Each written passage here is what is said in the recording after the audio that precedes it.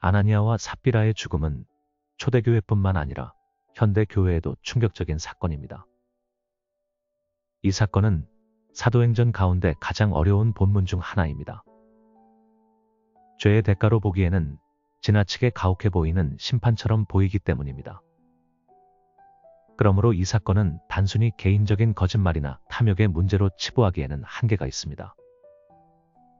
학자들은 이 문제를 풀기 위해 나름의 노력을 기울였습니다. 저는 아나니아 삽비라 사건을 출애굽 모티프로 푼 김경식 교수의 논문을 기반으로 교회 공동체와의 관련 속에서 이 문제를 살펴보려고 합니다. 사도행전을 기록한 누가는 이 사건을 오순절 성령 강림 이후 새롭게 탄생한 성령 공동체의 기초를 놓는 사건으로 해석하였습니다. 누가가 이 사건 직후에 에클레시아를 처음 사용한다는 점에서도 의미하는 바가 큽니다. 이는 마치 출애굽 공동체가 하나님의 백성 공동체로 만들어가는 과정 속에서 발생한 아간 사건과 유사점이 큽니다. 저는 이 사건이 초대교회뿐만 아니라 현대교회에 주는 시사점도 크다고 보며 한국 교회가 이 사건을 새롭게 보아야 할 이유가 충분하다고 생각합니다. 출애굽 공동체와 초대교회 공동체, 연속성과 불연속성. 아나니아와 삽비라 사건을 아간 사건과 병치하는 것은 분명 유효한 통찰을 제공합니다. 두 사건 모두 공동체 형성 초기 단계에서 발생했습니다. 또한 공동체의 거룩함을 위협하는 내부의 죄를 매우 단호하게 처리하는 과정 또한 비슷합니다. 앞으로 공동체가 어떤 형태를 가져야 할지 그리고 어떤 문제에 직면할지를 예시적으로 보여주는 사건입니다. 두 사건 모두 물질주의에 대한 위협을 상정하고 있습니다. 하지만 이 두 사건의 결정적인 차이가 존재합니다.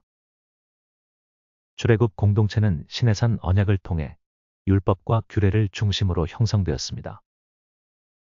아간 사건은 그 율법을 얼마나 잘 지킬 것인가로 공동체의 성격을 규정하고 있습니다.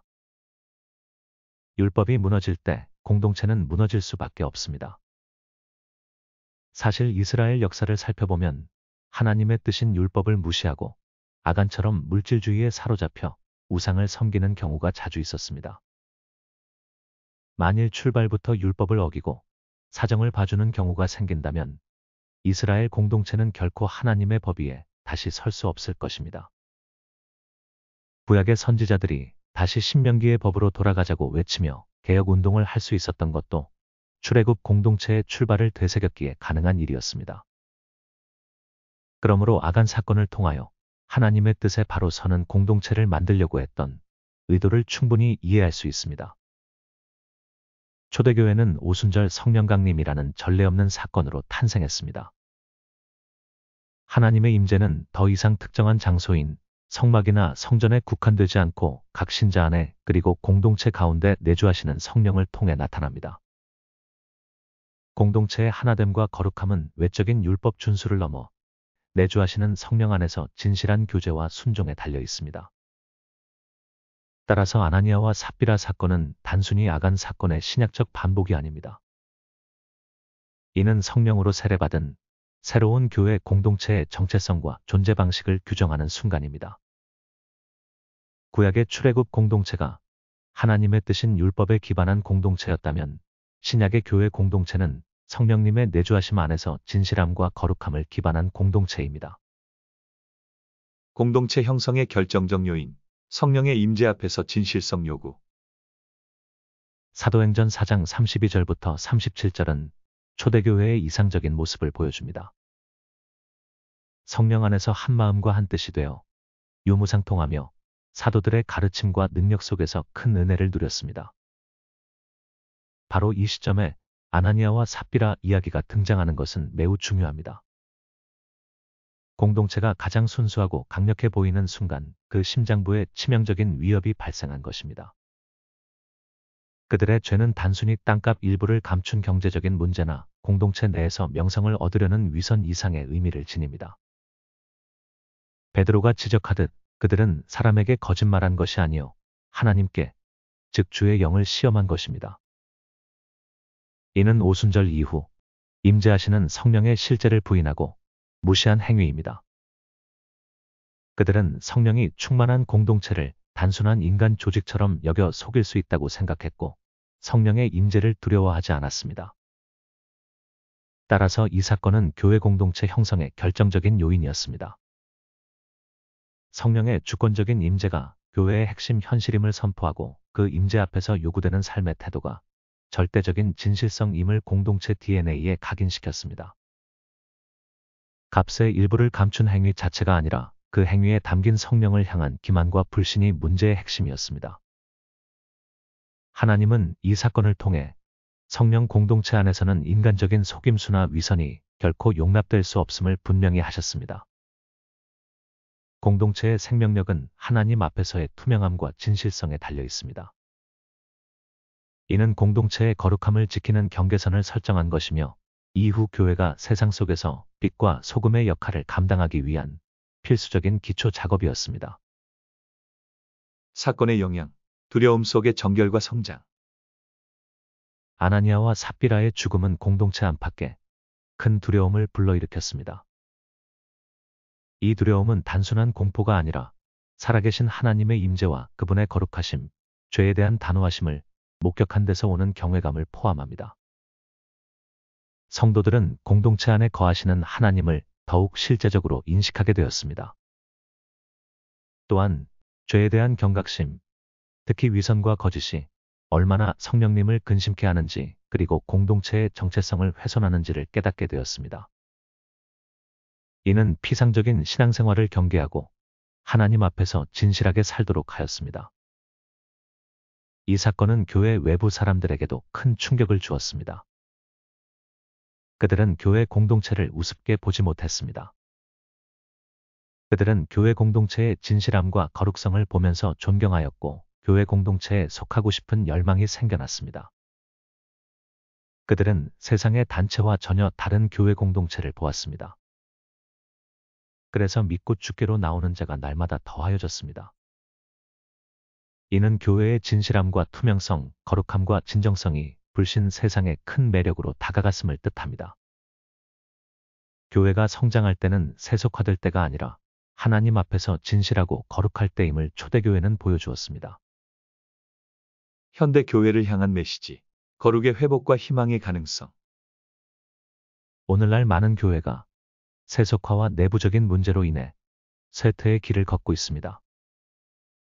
이러한 상황에서 아나니아와 삽비라 사건은 불편하지만 외면할 수 없는 메시지를 줍니다. 물론 21세기 교회에 이 사건을 문자적으로 적용하거나 심판의 방식을 모방하려는 것은 매우 위험하고 잘못될 수 있습니다. 그러나 이 사건의 핵심 원리는 현대 교회에 여전히 유효하며 오히려 희망의 단초를 제공할 수 있습니다. 이 사건은 오늘날 교회가 혹시 하나님의 임재를 형식적으로만 인정하고 실제로는 인간적인 계획과 방법, 세속적인 가치관에 더 의존하고 있지는 않은지 묻고 있습니다. 공동체 안에 만연한 위선, 불의, 분열, 리더십의 도덕적 해이 등을 알면서도 침묵하거나 용인하며 성령의 임재를 소홀히 여기고 있지는 않습니까? 아나니아와 삽비라처럼 교회를 단순한 종교 기관이나 사교 클럽처럼 취급하며 하나님 앞에서의 진실성을 잃어버리지는 않았는지 돌이켜 보아야 합니다. 이 사건은 심판 자체의 의미가 있는 것이 아니라 아나니아와 삽비라의 죽음을 통하여 교회가 궁극적으로 추구해야 할 방향을 보여준 것입니다. 그런 의미에서 이 사건은 희망을 가리키고 있습니다. 교회의 본질은 화려한 건물이나 다양한 프로그램, 많은 교인 수가 아닙니다. 그 안에 살아 역사하시는 성령의 임재와 그 임재 앞에서 진실하게 살아가는 공동체에 있습니다.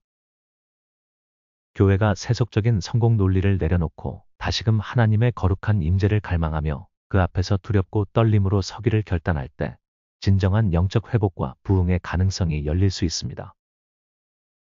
공동체 안의 죄를 정직하게 대면하고 처리하며 서로를 향한 진실한 사랑과 섬김을 회복할 때 세상은 교회를 통해 다시 한번 살아계신 하나님의 영광을 보게 될 것입니다. 아나니아와 삽비라 사건이 일으켰던 거룩한 두려움이 역설적으로 교회의 성장 동력이 되었듯이 오늘날 교회가 진정한 거룩함과 진실성을 회복할 때 세상 속에서 빛을 발하며 생명력 있는 공동체로 다시 일어설 수 있을 것입니다. 결론적으로 아나니아와 삽비라 사건은 초대교회 역사 초기에 발생한 충격적인 비극이지만 단순한 심판 이야기를 넘어 성령 공동체의 본질과 정체성을 규정하는 중요한 신학적 의미를 지닙니다. 이 사건은 아간 사건과의 유사성을 가지면서도 오순절 이후 임재하신 성령 앞에서 요구되는 절대적 진실성이라는 새 언약 공동체의 핵심 가치를 확립한 독특한 언약 형성적 사건입니다. 하나님은 이 사건을 통해 교회가 그분의 거룩한 임재 가운데 세워진 영적 공동체임을 선포하셨습니다. 또한 교회 공동체는 거룩한 두려움 속에서 정결함을 얻고 성장할 수 있었습니다. 오늘날 쇠퇴의 위기를 맞은 교회는 이 사건을 통해 다시 한번 교회의 본질이신 하나님의 거룩한 임재를 갈망하고 공동체 안의 모든 영역에서 진실성을 회복해야 할 도전을 받고 있습니다. 그 두렵고 떨리는 회복의 과정 속에서 교회는 다시 한번 세상에 희망을 주는 생명력 있는 공동체로 거듭날 수 있을 것입니다.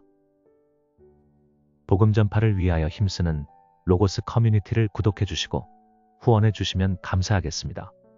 감사합니다.